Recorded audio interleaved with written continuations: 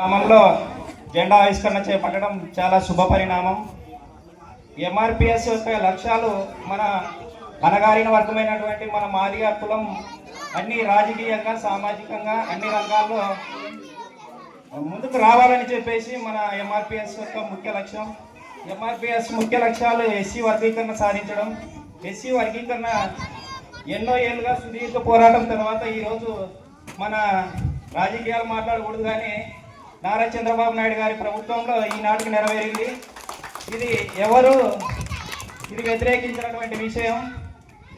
ఈ చంద్రబాబు నాయుడు గారి పరిపాలనలో మందకృష్ణ మాదిగ గారు గతంలో 1999లో ఒకసారి ఎస్సీ వర్గీకరణకు అనుకూలంగా వచ్చినట్టే వచ్చి ఆ రోజు చేజారిపోవడం జరిగింది.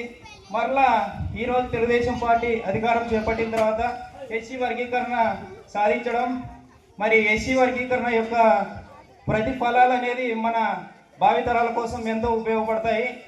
అన్నగారు నాయకులు మన ఎంఆర్పిఎస్ నాయకులు వాటి యొక్క ఫలాల గురించి మీకు విపులంగా వివరించారు.